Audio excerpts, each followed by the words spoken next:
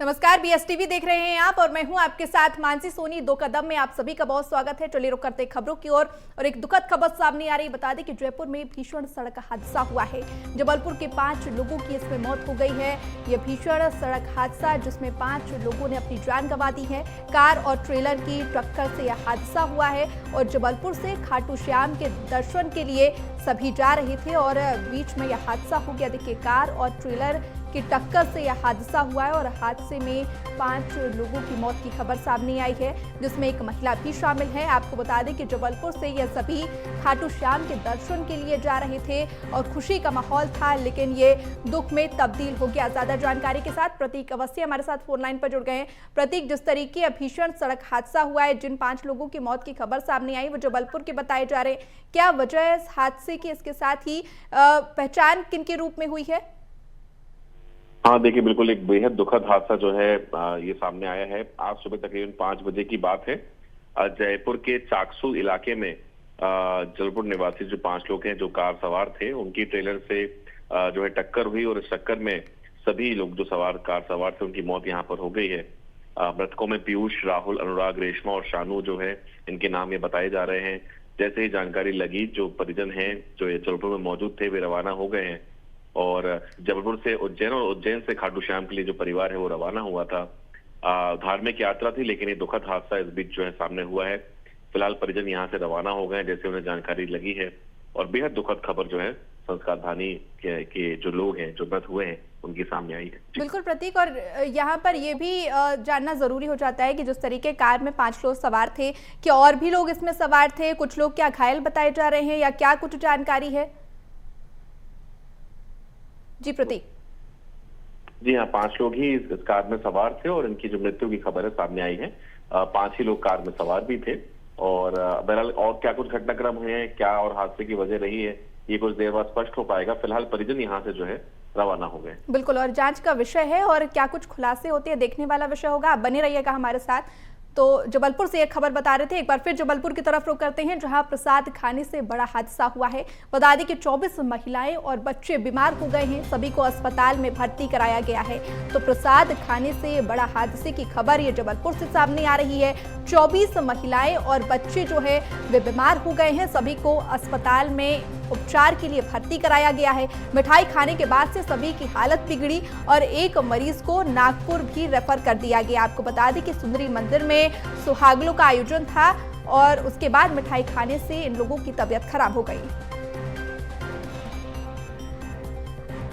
हम लोग सुहागलों में गए थे, वहाँ मीठा खाया था और तो वहाँ से आने के बाद पूरी फैमिली को रात में फीवर जैसा लग रहा था। दूसरे दिन से लूज मोशन शुरू हो गए, तो मेरे हस्बैंड को लूज मोशन कुछ ज्यादा ही हो रहे थे, तो उस वजह से उनको इतनी वीकनेस आई कि वहीं बाथरूम के बाहर बेहोश होके गिर गए और अभी भी कोमा में हैं। नागपुर से अभी शिफ्ट किया है, एम्बुलेंस से भी नागपुर पहुंचने वाले हैं। मीठा खाया था, कुछ जानकारी नहीं कहाँ से आया? जी जानते हैं, राजस्थान स्वीट से मंगवाया था। ये भेड़ाघाट चौराहे में है। परसों राजस्थानी स्वीट्स भेड़ाघाट से मीठा खरीदा था और त्रिपुर सुंदरी मंदिर में चढ़ाया था। 4 किलो मीठा खरीदा था। उसके बाद वो प्रसाद जितने लोगों ने खाया उन सभी को बहुत तेज लूज मोशन और वॉमिटिंग हुई। उनमें से 2 लोग गोटेगांव में हैं, एडमिट हैं।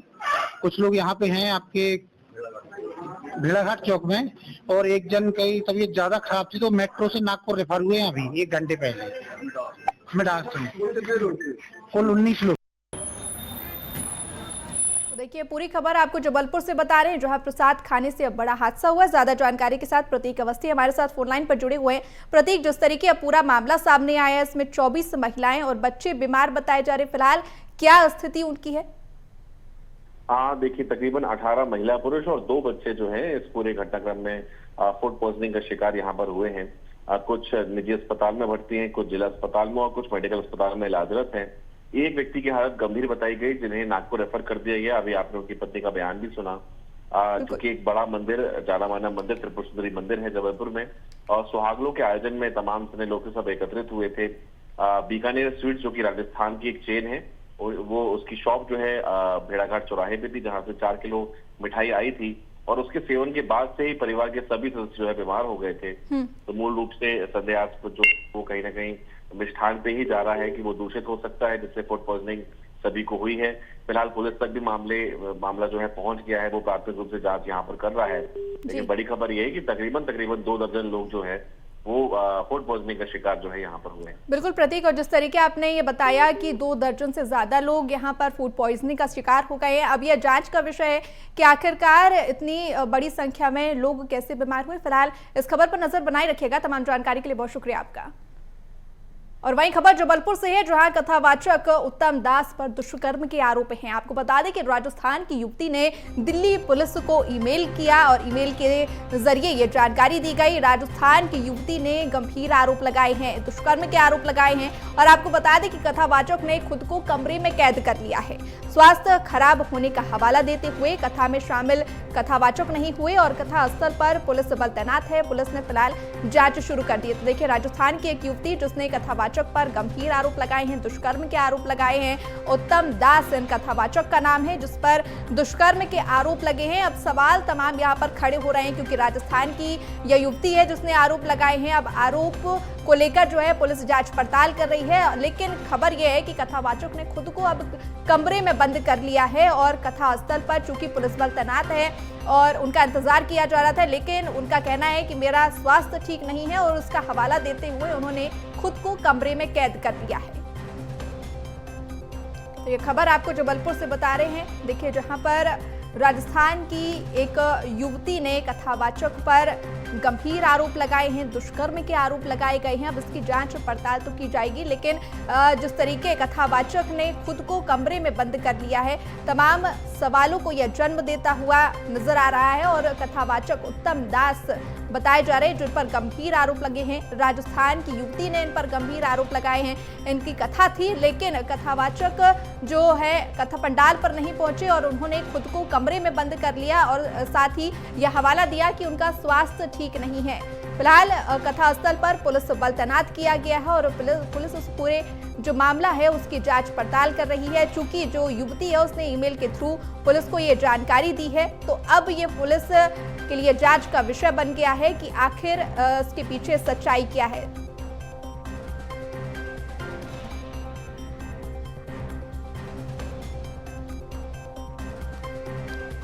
तो देखिए, खबर आपको बता रहे जबलपुर से, जहां कथावाचक उत्तम दास पर दुष्कर्म के गंभीर आरोप लगे हैं। राजस्थान की युवती ने ये आरोप उन पर लगाए हैं। फिलहाल जो आरोप है वो सिद्ध नहीं हो सके हैं, लेकिन उसकी जांच पड़ताल की जा रही है। कथावाचक ने खुद को कमरे में बंद कर लिया है और स्वास्थ्य ठीक ना होने का हवाला यहाँ पर दे रहे हैं।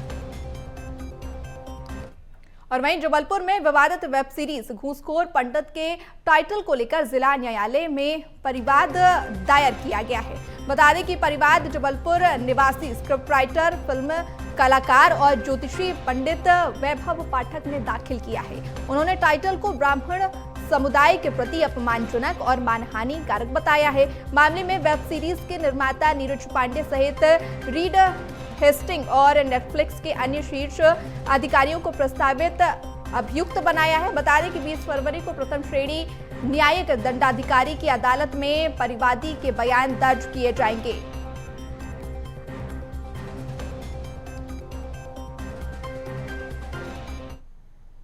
न्यायालय ने 20 फरवरी को इसमें परिवादी के बयान दर्ज करवाने के लिए आदेशित किया है। इसमें हमने नेटफ्लिक्स के यूएसए में स्थित जो इसके संस्थापक हैं और जो इसके कंटेंट्स हेड हैं, भारत में जो डिस्ट्रीब्यूटर है नेटफ्लिक्स का, वो ऐसी कोई फिल्म रीच करने की अनुमति नहीं दी जा सकती थी। और हमने इसमें कहा है कि भारत सरकार के विदेश मंत्रालय के माध्यम से उनको नोटिस और सम्मन की कार्रवाई की जाए, ताकि ये जो विदेशी अभियुक्त हैं जिन्होंने भारत में अपराध किया है, उनको भी मानहानि की सजा दी जा सके। और वहीं वैलेंटाइंस डे पर हिंदू संगठनों का पार्क समेत सार्वजनिक स्थानों पर पहरा है। प्रेमी जोड़ों को वैलेंटाइंस डे ना मनाने की सलाह दी गई है। इसके साथ ही नारेबाजी कर विरोध करते कार्यकर्ता नजर आए हैं। बता दें कि 14 फरवरी को हुए पुलवामा हादसे को याद किया है। शहीदों के नाम आज का दिन मनाने की अपील भी की गई है। इसके साथ ही हिंदू सेवा परिषद के कार्यकर्ता भंवरताल उद्यान पहुंचे और जमकर नारेबाजी की गई। तो देखिए क्या कुछ उन्होंने कहा है, सुनवाते हैं।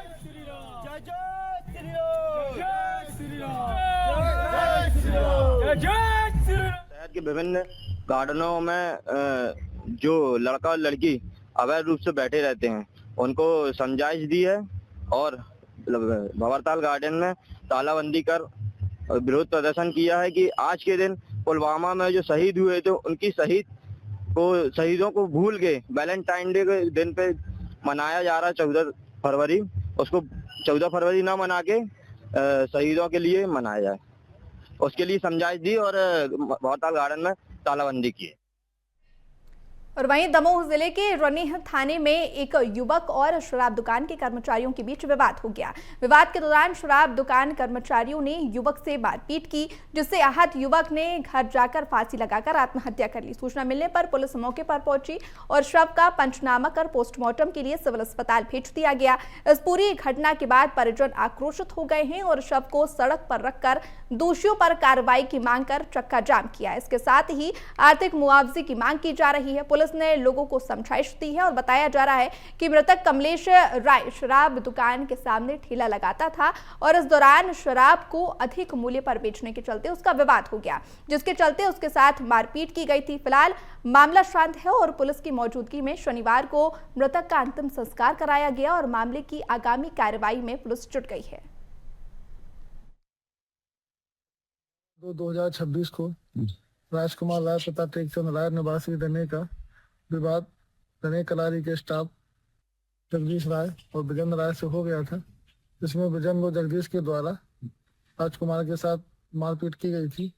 उसके तुरंत बाद राजकुमार द्वारा अपने घर पर जाके फांसी लगाकर आत्महत्या कर ली गई थी, जिसकी रिपोर्ट मृतक की पत्नी रश्मि राय और उसके पिता एवं देवर के द्वारा थाने उपस्थित आकर रश्मि के बताए अनुसार लेख की गई थी, जिस पर मृत पंजीबद्ध कर जांच में लिया गया था। उसके बाद मृतक के परिजन द्वारा मृतक का शव रखकर कुछ मांगों को लेकर प्रदर्शन किया गया था, जिस पर मृतक के परिजनों को वैधानिक कार्यवाही कराने की समझाइश देकर मृतक का अंतिम संस्कार करने की समझाइश दी गई थी, जिस पर मृतक के परिजन द्वारा मृतक का अंतिम संस्कार कर दिया गया है। वहीं खबर सीहोर से है, जहां भगवान शिव की आराधना का पावन पर्व महाशिवरात्रि इस वर्ष 15 फरवरी को श्रद्धा और उल्लास के साथ मनाया जाएगा। टपकेश्वर महादेव मंदिर में विशाल भंडारे और विशेष पूजन अर्चन का आयोजन होगा, जिसमें हजारों श्रद्धालुओं के पहुंचने की संभावना है। भोपाल से लगभग 90 किलोमीटर दूर विंध्याचल पर्वत पर स्थित इस प्राचीन मंदिर में प्राकृतिक शिवलिंग पर वर्ष भर जल की बूंदें टपकती रहती हैं, जिससे यह धाम टपकेश्वर नाम से विख्यात है। मान्यता है कि यहाँ जलाभिषेक स्वयं प्रकृति करती है। वहीं महाशिवरात्रि को लेकर मंदिर परिसर में रुद्राभिषेक, महाआरती और भजन कीर्तन की तैयारी जोरों पर है। सीहोर जिले में मौजूद हैं और आज हम एक ऐसे धार्मिक स्थल के बारे में बताने जा रहे हैं जिसमें प्राकृतिक स्वयं शिवलिंग पर जल अभिषेक करती है। आपको बता दें, हाँ, हम बात करना चाह रहे हैं राजधानी से महज 90 किलोमीटर की दूरी पर सीहोर जिले में रहटी तहसील में आने वाला नकली तलाई के पास में टपकेश्वर धाम, जो 24 घंटों शिवलिंग पर प्राकृतिक जल अभिषेक करती है।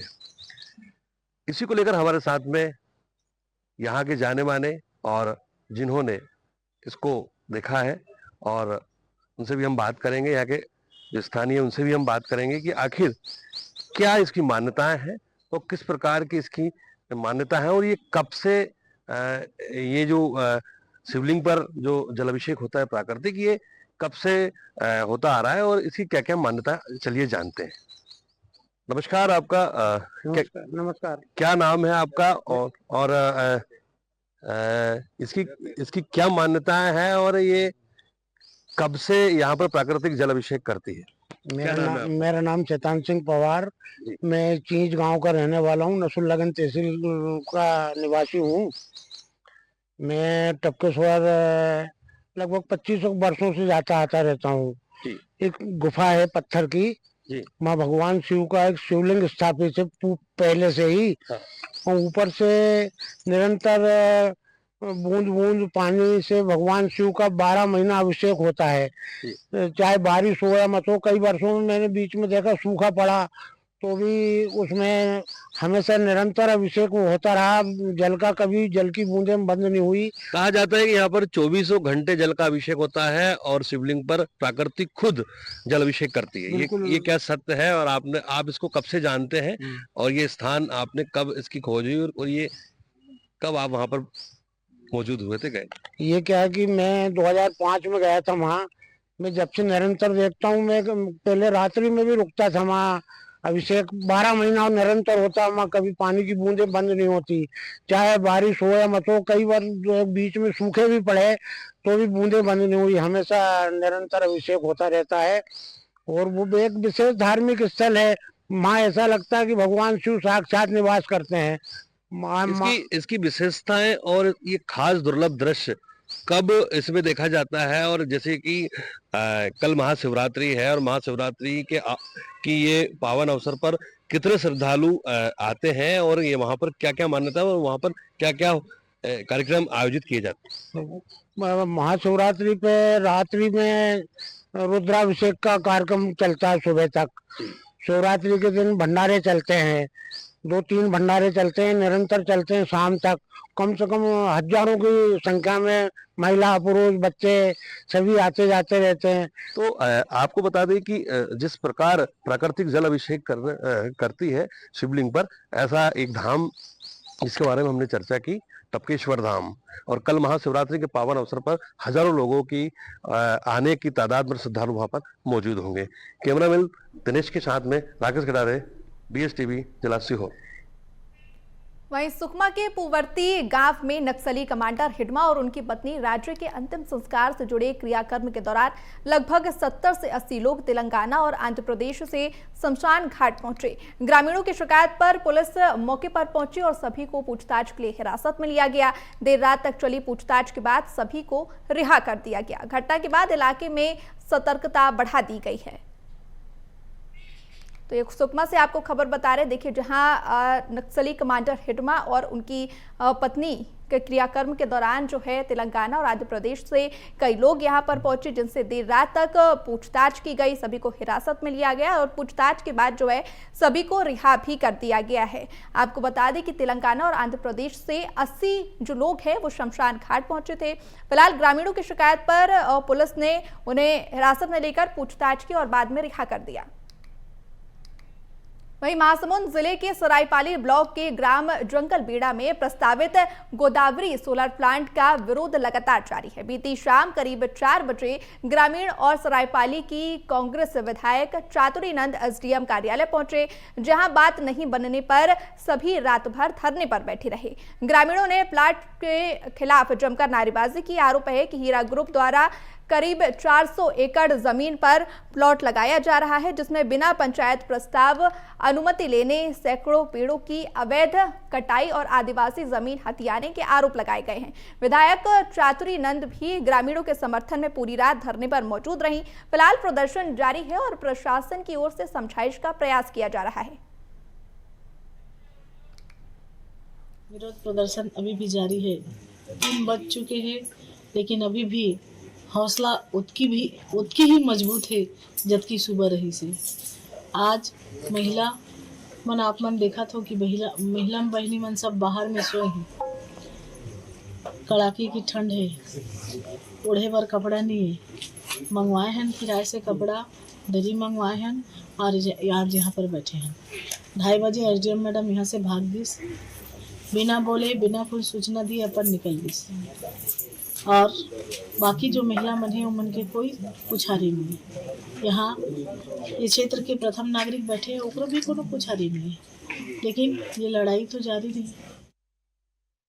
और वहीं खबर भोपाल से है, जहां नवनियुक्त जनसंपर्क आयुक्त मनीष सिंह ने पदभार संभाला है। बता दें कि पूर्व आयुक्त जनसंपर्क दीपक सक्सेना ने उनका स्वागत किया। सुबह मुख्यमंत्री डॉक्टर मोहन यादव से उन्होंने मुलाकात की थी और आपको बता दें कि देर रात उन्हें नए जनसंपर्क आयुक्त की जिम्मेदारी सौंपी गई है। तो देखिए, तबादले यहां पर हुए, प्रशासनिक सर्जरी हुई, जिसके बाद मनीष सिंह जो है उनका नाम चर्चा में रहा और मनीष सिंह को जनसंपर्क आयुक्त की एक बार फिर से जिम्मेदारी सौंपी गई है। सरकार ने एक बार फिर से उन पर भरोसा जताया है। इसके साथ ही आपको बता दें कि सुबह उन्होंने मुख्यमंत्री से भी मुलाकात की थी। देर रात मिली उन्हें नए जनसंपर्क की जिम्मेदारी। इसके साथ ही मनीष सिंह ने पदभार संभाल लिया है। बता दें कि पूर्व आयुक्त जनसंपर्क दीपक सक्सेना ने उनका स्वागत किया है। और वहीं भोपाल में राष्ट्रीय बजरंग दल ने वैलेंटाइन डे के विरोध में भोपाल की कई पार्कों में अपनी टीमें तैनात की हैं। कार्यकर्ताओं ने हाथ में लाठी लेकर शहर में गश्त की और अश्लीलता करने वालों को दंड देने की चेतावनी दी। संगठन का कहना है कि पश्चिमी संस्कृति के नाम पर अशोभनीय गतिविधियां बर्दाश्त नहीं की जाएंगी। वहीं पुलिस ने सभी पार्क, मॉल और रेस्टोरेंट में सुरक्षा बल तैनात कर दिए हैं। पुलिस अधिकारियों का कहना है कि शिकायत मिलने पर सख्त कार्रवाई की जाएगी। करने वालों को सिर मुड़वा दो। राष्ट्रीय बजरंग दल प्रांत मंत्री राकेश प्रजापति भोपाल आज वैलेंटाइन डे का विरोध करते हुए राष्ट्रीय बजरंग दल सड़कों पे निकला है।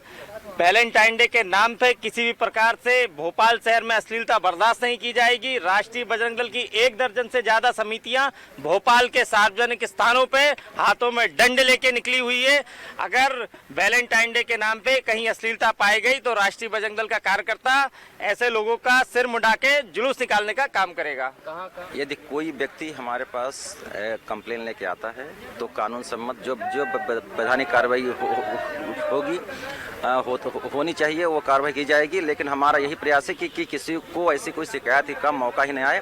युगल के पर्सनल लाइफ में कोई भी बाहरी व्यक्ति दखल नहीं देगा। यदि कोई प्रेमी युगल शिकायत करते हैं तो उन पर कार्रवाई की जाएगी, बिल्कुल नहीं हटाएगी। पार्क एक पब्लिक प्लेस है, कोई भी व्यक्ति पार्क में आकर बैठ सकता है। फिलहाल इस बुलेटिन में इतना ही। खबरों का सिलसिला लगातार बना रहेगा। आप देखते रहिए BS TV और मुझे दीजिए इजाजत। नमस्कार।